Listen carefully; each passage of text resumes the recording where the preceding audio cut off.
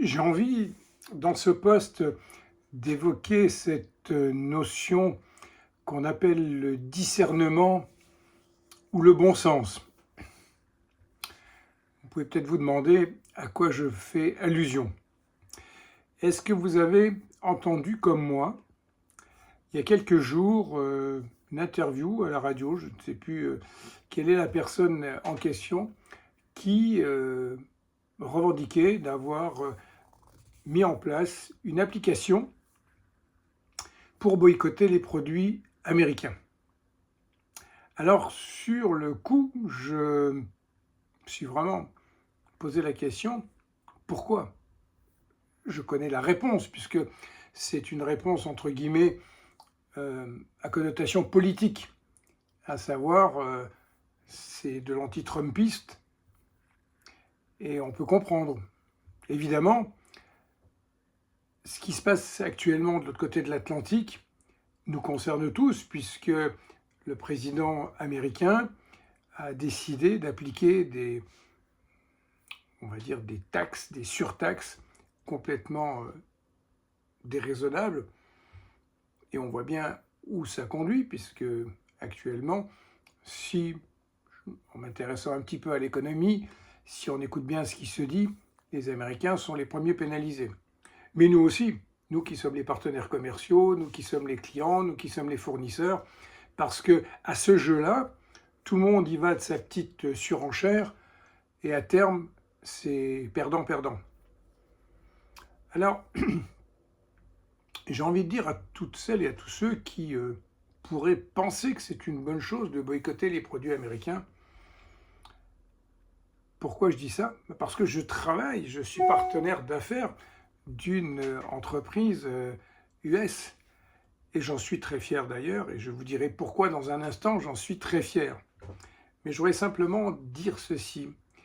Le bon sens, c'est pas forcément de faire du boycott.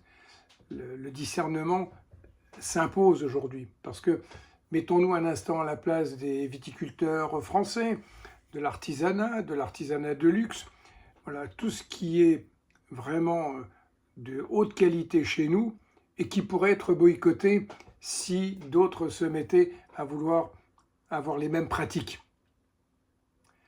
Alors plutôt que de faire du bashing anti-USA, rappelons quand même simplement que tout ce qui vient des États-Unis n'est pas forcément du même acabit que l'occupant de la Maison-Blanche et de ses amis.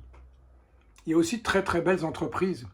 Il y a des entreprises qui ont des valeurs, qui ont de l'éthique. J'en cite une que je connais par la force des choses, parce que un de mes enfants fait partie de cette société, c'est la société Patagonia. Patagonia, c'est une très belle entreprise américaine qui est spécialisée dans les vêtements de sport. Son fondateur est un monsieur qui, à 40 ans, avait déjà une vision au niveau de la protection de l'environnement, de la consommation intelligente, etc. Donc voilà un exemple parmi d'autres. Allez sur le site de Patagonia, vous comprendrez pourquoi je vous dis ça. Moi, j'ai envie de vous parler de mon partenaire. Mon partenaire qui est Nuskin. Nuskin, c'est une entreprise qui est née en 1984 de la volonté de 3 personnes qui avaient comme motivation principale de mettre sur le marché des produits pour bien entretenir sa peau, pour rester en bonne santé, avec des ingrédients essentiellement nobles, venant du milieu végétal et du milieu minéral. Et 40 ans plus tard, ce laboratoire, qui flirte avec un chiffre d'affaires quand même important, qui aujourd'hui est coté en bourse, ne fait pas que du business. C'est aussi une entreprise qui veut être une entreprise citoyenne. Et je vais vous donner 2-3 informations que vous ignorez peut-être. Nuskin a créé plusieurs fondations. Je vais les lister les unes après les autres. Je me suis pris quelques notes pour ne pas les oublier. Une d'entre elles s'appelle Seacology, avec un de leurs partenaires qui est un grand ethnobotaniste, le docteur Paul Alan Cox, qui a créé une gamme chez nous qui s'appelle la gamme Epoch. Et cette fondation s'appelle Seacology. C'est une organisation à but non lucratif qui a été créée pour créer des partenariats de manière à trouver de bonnes pratiques pour conserver et protéger les habitats sensibles, les habitats menacés et les cultures uniques. Ça, c'est une des fondations qui, aujourd'hui, est un bel exemple de responsabilité au sens, je dirais, de la noblesse de la planète. Une autre fondation s'appelle Force for Good. Force for Good a été créée en 1998.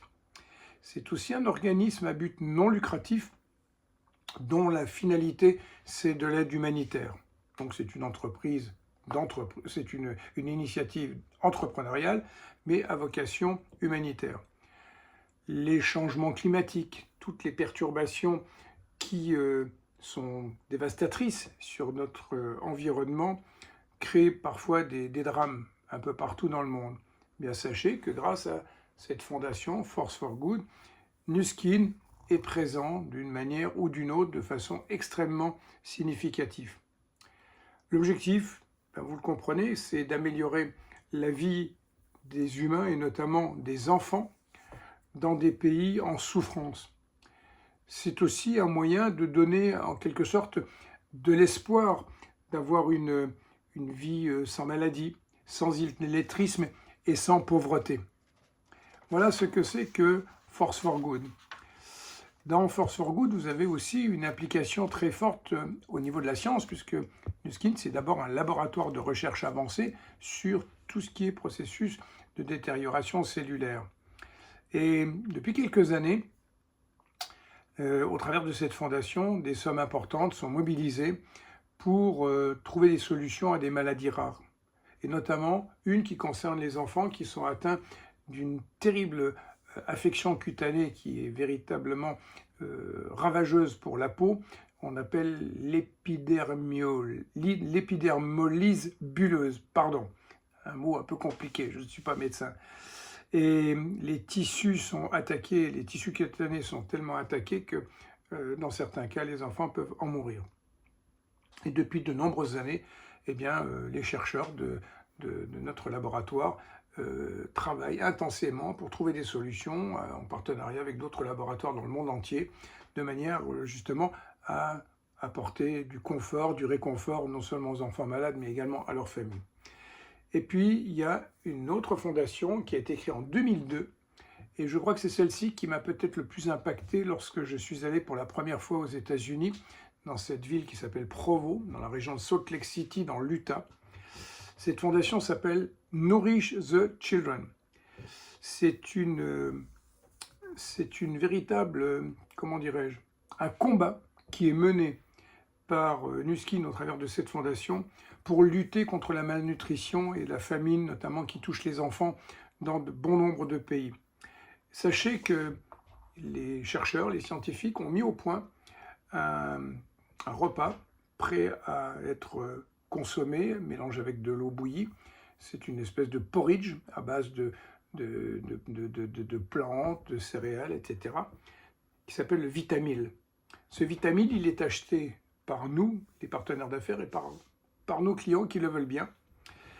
Eh bien, dites-vous que depuis 2002, ce sont pas moins de 850 millions de repas qui ont été distribués dans 65 pays à des enfants qui en ont besoin. Vous avez bien entendu, 850 millions. On est loin de la Maison Blanche, là. Et que tous les jours, 70 000 enfants sont nourris grâce à ce Vitamil. Est-ce que vous connaissez beaucoup d'entreprises en France, en Europe, qui font ça? Je sais qu'il y a beaucoup d'entreprises qui sont très généreuses et qui sont très impliquées. Mais voilà pourquoi faire du bashing contre ce qui vient d'outre-Atlantique, ça n'a pas de sens, quoi. Si on devait vraiment être complètement logique, on n'utilise plus de téléphone portable, on n'utilise plus Internet, puisque tout vient de la Silicon Valley. Si on prend sa voiture pour se déplacer et qu'on cherche l'orientation, on va reprendre la bonne carte en papier Michelin et on ne va plus utiliser le GPS. Non, il faut être sérieux, 5 minutes. Alors voilà pourquoi je suis très fier de faire partie de cette entreprise qui permet quand même, dans 50 pays, à des milliers de personnes de pouvoir gagner leur vie, améliorer leurs revenus, comme ça a été mon cas, et comme ça l'est toujours. Et justement, pour parler, je vais terminer là-dessus, de l'aspect business, c'est une entreprise qui, tous les ans, tous les mois, reçoit des récompenses, des awards, comme ils disent de l'autre côté de l'Atlantique, notamment parce qu'ils sont numéro un. On est devenu numéro un mondial de tous les petits appareils de beauté à domicile, comme Lumispa, Galvanic et bien d'autres appareils, et bientôt une révolution technologique sur la santé dont vous allez entendre parler dans quelques mois. Aujourd'hui, ce laboratoire fait partie du top 3 mondial en termes de redistribution des revenus. Oui, top 3. Savez-vous combien d'argent a été redistribué depuis que l'entreprise existe? C'est 20 milliards de dollars, ou 20 milliards d'euros, si on voulait dire qu'un euro est un dollar. Et c'est une entreprise qui permet à des personnes comme vous, comme moi, de pouvoir un jour dire, en additionnant tous les revenus, ben je peux devenir millionnaire. Je ne le suis pas encore, mais dans mes équipes, j'en ai un certain nombre. Donc je peux vous témoigner et attester que c'est une belle, très belle entreprise. En ce qui me concerne, grâce à ces revenus, grâce à cette entreprise américaine, eh bien, suite à des déboires dans ma vie professionnelle d'avant, ma vie d'entrepreneur d'avant, où je suis sorti dans un mauvais état financier, eh bien, j'ai pu rembourser toutes mes dettes en moins de 5 ans. Voilà, chers amis qui me suivaient sur les réseaux sociaux, pourquoi j'avais envie de mettre de la nuance dans les propos de cette personne que j'ai entendue l'autre jour et qui croyait, en tout cas, croyait avoir une bonne raison de faire du bashing contre ce qui vient des États-Unis. Qu'on ne soit pas d'accord avec ce monsieur blond avec de la laque dans les cheveux, ça c'est une chose. Mais le monde est interconnecté, nous sommes tous dépendants, interdépendants les uns des autres. Donc voilà, j'avais envie de vous partager ça. J'espère que dans ce message, dans ce post, vous aurez appris des choses intéressantes. Et puis si vous avez envie d'en savoir encore un petit peu plus, ben vous savez quoi, comme d'habitude, recontactez-moi et on en parle. À bientôt.